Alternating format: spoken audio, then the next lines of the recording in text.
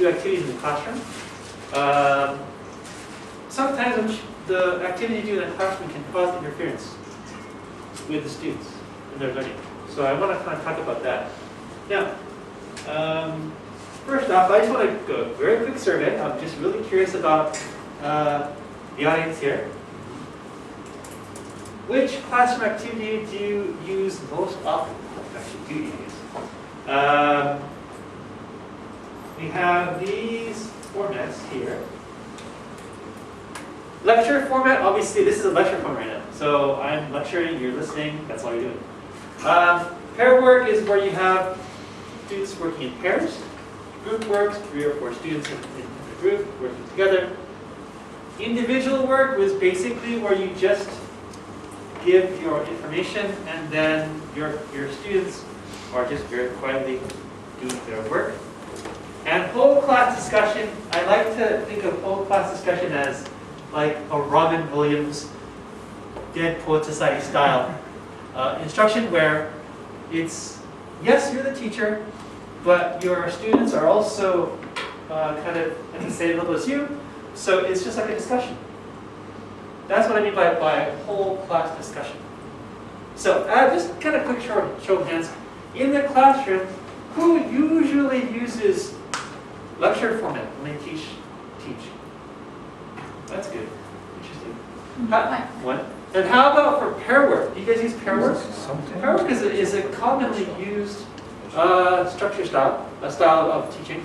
Group work. How about group work? Yeah, group work is interesting. Even during pandemic times, I'm doing group work even online. I don't know how I do that, but I did online. And individual work, just have them do their work and you just kind of quickly say something and then do their work by themselves. Anybody? 2, 3. And actually, I kind of skipped that. I did whole class discussion already. Yeah. Classroom activities can intersect with learning. So, surprisingly, all of these formats can affect learning somehow, and in fact, and cause interference with students. Now, my focus is on cultural interference. I really enjoy doing research on cultural interference. Now, what is cultural interference? It's basically interference on second language learning based on cultural elements. Now, the one thing that I think most people are aware of when you think about cultural interference, I think most people are aware of L1 interference. There's so much more research on that. Like their first language interferes with their learning of a second language. That's the most commonly used or commonly studied interference issue. But I'm focusing on cultural interference. So L1 interference obviously is language. Language is a part of culture, yes, but that's almost like a separate interference level. What I'm talking about is cultural interference, which is what I did my dissertation on. And in cultural interference, these are some issues that I'm talking about when I think about cultural interference. Country culture, where you teach the country itself, the cultural style might interfere with their with learning a language. Teachers' culture, and this is their individual teachers teaching a class, can actually interfere with the students' learning, surprisingly. And last one is classroom culture. That's basically the classroom setup, how you arrange the class, the activities you do in the class, the classroom kind of harmony, that kind of thing.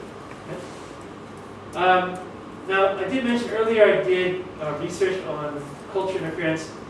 I did a case study in 2019, case study on culture interference on language learning and teacher acknowledgement and adaptation. This was back in 2019, several years ago. I basically did research in cultural factors impacting educators and universities in order to facilitate learners gaining L2 fluency. In my research, I focused on actually these parts here. Foreign educators teaching in Japan.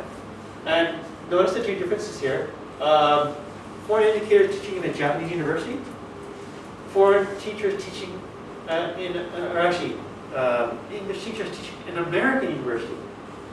This is kind of an interesting issue because you'll see some differences. Well, I saw some differences in, when I did my data, I saw differences in how teachers perceived cultural interference.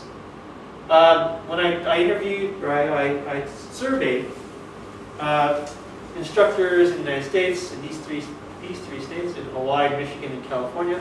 I did this for a reason because I know Hawaii is a very multicultural state. I went to the University of Hawaii for my undergraduate degree. I am aware of Hawaii's multicultural, multi-ethnic kind of feeling, which is very different from Michigan and California. Michigan, obviously, I chose that because it's more of your Americanish style place. And I chose California because California is kind of Western, and you figure they might have some, I don't know, kind of multicultural thing. But I was born and raised in California. I've noticed it's actually, they're more separate. In Hawaii, it doesn't matter what ethnicity you are, we're all together. But in California, it feels like you're all separate. So I kind of wanted to see if that actually has an issue in teachers understanding cultural interference.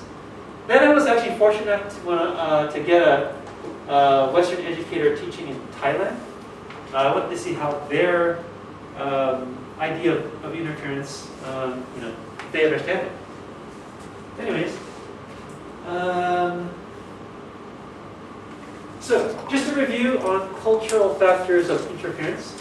So basically, we have country culture, like for example, teaching in Japan or teaching in Thailand or teaching in Saudi Arabia. I wanted to see, check and do that. There might be some interference issues there. Teacher culture. Obviously, the teachers, how the teacher was taught, and how the teacher kind of their own individual issues with interference. And then last one is classroom culture. Again, setup, the class setup. How you set the class, the activity you do in the class, that kind of stuff. And that's the one I want to focus on for this particular presentation on classroom culture issues in cultural interference. Now, I kind of went over this earlier. The classroom teaching formats, you have lecture, whole class, individual, pair work, and group work. Now, let's ask all of you guys a question.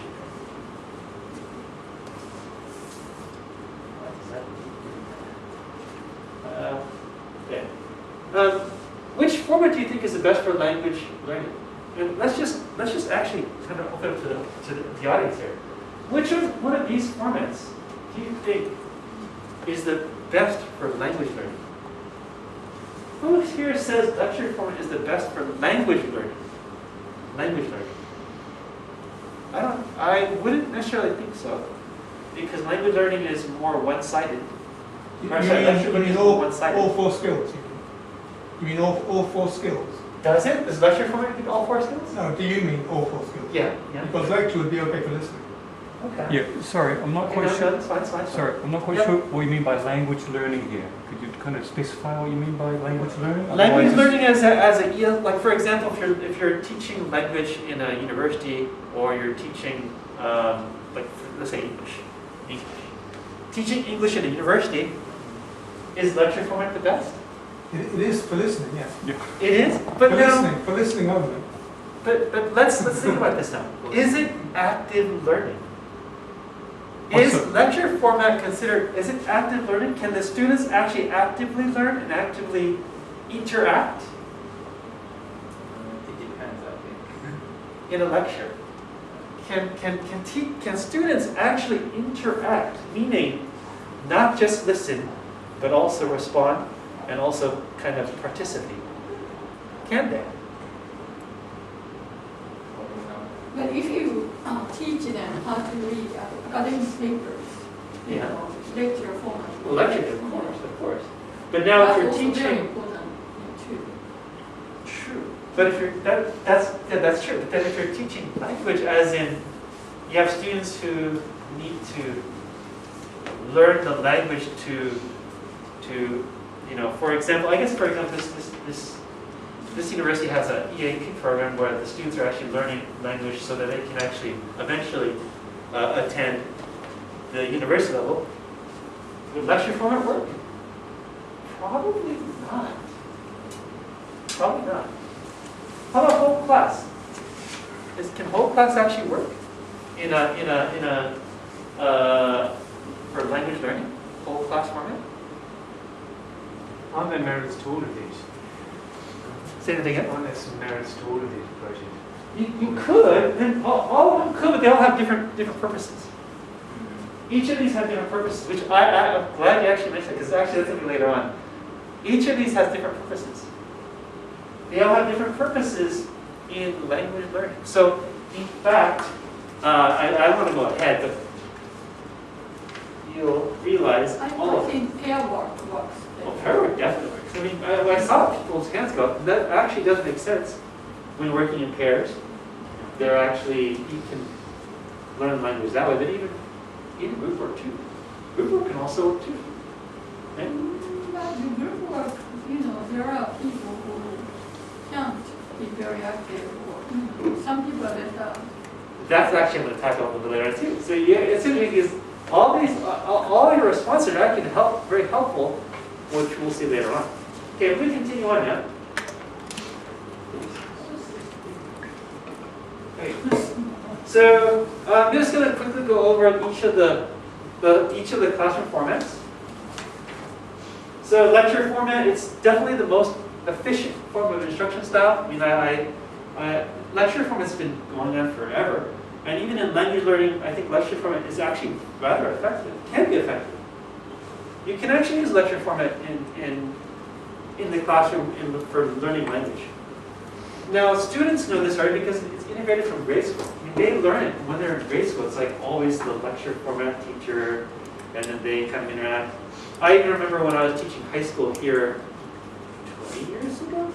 I was teaching high school here, and I remember, like, basically the teacher was in the front, and the students were there, and they're all sitting by themselves and just listening or sleeping or doing whatever as the teacher was teaching. They know this. They know this format. So there's very little chance of cultural interference in this because they know this already.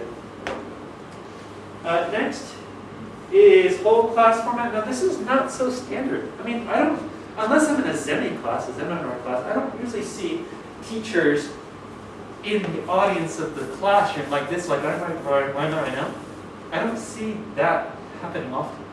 It's not such a standard format in Japan. And like it says here, there could be interference in culture based on this whole class format. Because, speaking out, causing a commotion. I mean, Japanese students try not to do that. At least my students don't do that. They're just quiet.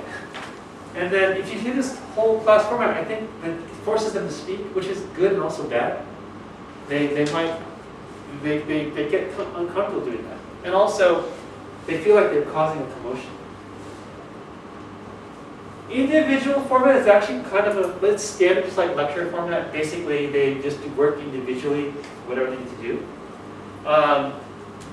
But internally working together to complete a task. So this is kind of nice. With the individual work, they do it by themselves, but in a sense, it does kind of feel like you're doing this in your whole class to complete a task. So it's kind of a good thing.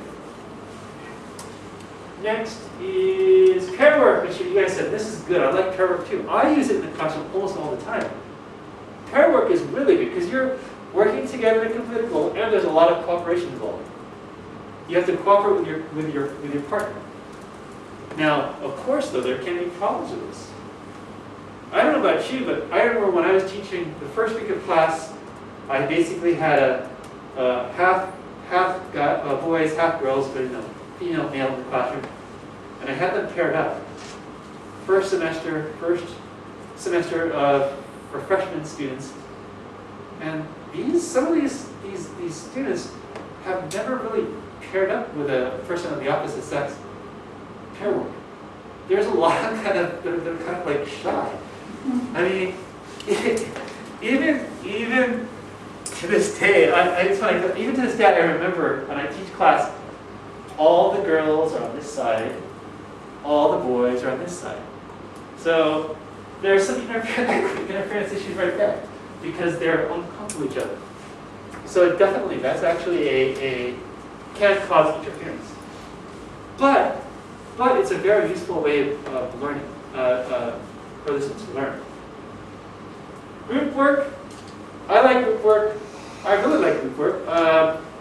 And they do kind of use it in grade school, but they use it for different subjects. For example, like science, chemistry, they're all working together. But just like Pairwork, they're completing a goal. More activities, more active learning with these, just like these two are. And just like with the Pairwork, there's problems with partners and conditions, and you can't cause interference because you're working in a group. One person really strong speaker, the other three not so strong, causing interference that way. But it's useful for future life conditions, especially in Japan. Japan, you're working in a society where it's like group mentality, so it's like you're teaching them to prepare for that kind of lifestyle in the future. So that's kind of useful. Anyways, I did some quick research. I wanted to find out about how teachers felt about each of these learning styles, these teaching styles, classroom styles. So I basically gave a questionnaire. It was just within my university. I had 12 teachers. Of the 12 teachers, 7 responded, and this is what their rankings. So pretty much everybody agreed Pairwork was the #1 thing they used. So those who chose Pairwork, seems like that's the most commonly used one. Group work came #2, which makes sense because they're very related. This is interesting. Individual work came as #4. So the came as #3. So that means individual work is should be used in the classroom. Whole class, now again, that was #4. Lecture, the last one, was actually considered 5. Nobody really liked lecture. Now, of these are the rankings, but their most preferred format, the ones who raised Pairwork, even my data also showed the same thing. Pairwork was actually kind of the most useful one for language learning.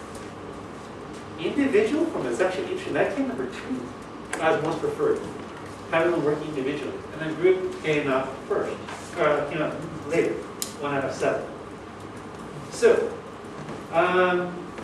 there are reasons why they chose this is because the highest amount of participation, your participation is much more stronger in that regard. And you're enhancing your soft skills, like leadership communication skills, maximizing participation time, because when you're in groups of 4, participation is limited, but when you're in groups of 2, it's basically half, so it's better. And also, you're using majority of linguistic knowledge in order to complete tasks, and you're able to learn faster and think critically with pairs. That makes sense. Lecture format was the least preferred form because, like it says, not a performance-enhancing practice.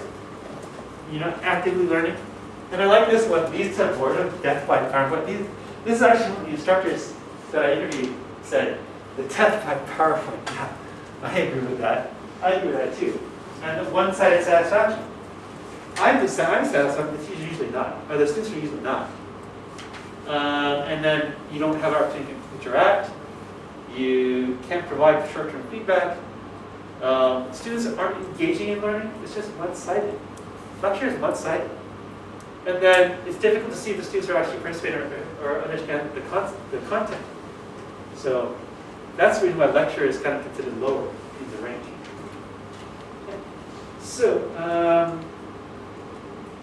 most likely the instructors, they learned this from their own schooling, why Pairwork is always better and that kind of stuff too. Or it might be their personal experience. Also, it is less pressure for the instructor when you do Pairwork because you do Pairwork, they do their thing, and the teacher can just observe. It is kind of less pressure for them when you do Pairwork or group work. That's possibly the point. Now, I have about a minute left, so I have some possible solutions, and this will actually lessen interference, I believe. So, of course, there are two formats that are used, but, and I'm glad because I think somebody said this, you should try to use every single format in the classroom. Everything you should use.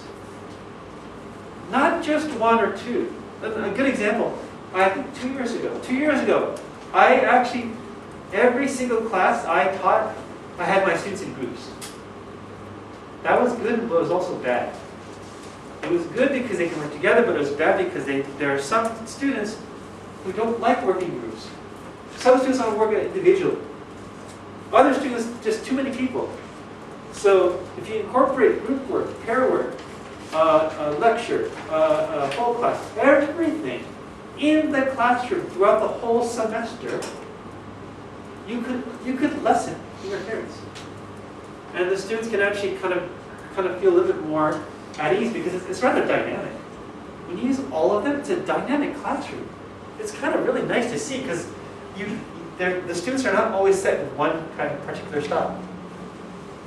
And they kind of, it just feels more dynamic. It's actually better, it's more active learning. So that's my research. That's what I'm going to be doing in the future. So just to kind of let you know, my future plans are, I'm doing this now, focusing on the teaching perspective. Later I want to talk about online classrooms. That's what I want to do more research on. And I also want to know about the student's perspective. So in my future research that I would do, I want to find out what the students feel about different kinds of learning. Okay, anyways, my time is done. Any questions? We have time for 5 minutes of questions. Just a quick suggestion. Have you come across the theoretical paradigm of small cultures by Halliday, who's a applied linguist? That talks about creating a small culture in a classroom, Ooh, which references to the national culture. ooh, if you can give me that information after. I'll send you. Yeah, I'll give you. I've actually written an article about it. I can send you that. Ooh, because that'd be interesting. Because that explains how if it's all, for example, all Japanese in the classroom, when they come in on day one, their default is going to be to the national culture of learning and teaching.